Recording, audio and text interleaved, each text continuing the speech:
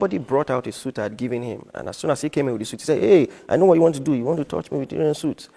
Keep that away from me," and all of that. And I didn't know all of this. It was barely 2 days after he was walking past me, and I picked it. Interestingly, for the first time, picked it. A strange presence. So And I said, you hadn't been told about that? No. It was after the prayer, much later, the next week, people started telling me. So I picked it, and I said, "Sorry, young man, can I pray for you?" He said, "Yes."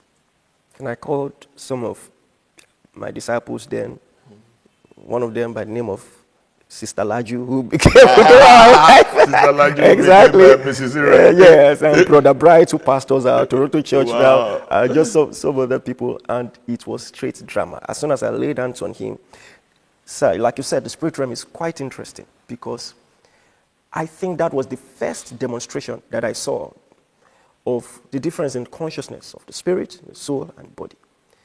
As far as this young man was concerned, and he was a very intelligent man, I forgot to say this, still is.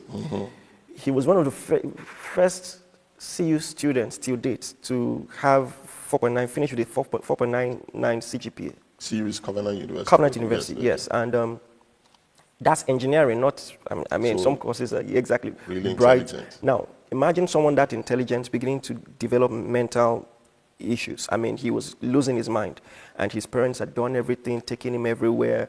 In fact, the reason he didn't school abroad, despite how influential and affluential his family was because they wanted to manage the situation, and they thought maybe one day he was going to see Bishop Oyedepo. That's what they said. That's what he said later. And he would sit for days, just staring in the distance, not sleeping, and things like that. Weird things were beginning to happen. So as far as he was conscious of, this was something that started just 2 years ago when he was writing his WAEC and all of that. But as I laid hands on him, he fell under the power, and I heard another voice, "Help me, help me.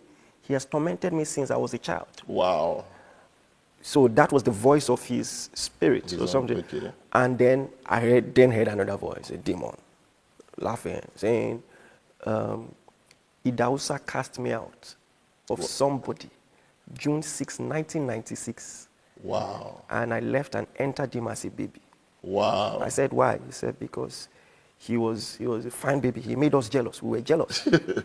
So I saw firsthand the importance of some things that we trivialize, simple things like baby dedication, naming ceremonies, you know, and some things that because I'm just like, if at the time, maybe the parents were born again, they went to a good church, and they laid hands on that baby, dedicated the baby, that wouldn't have happened. So after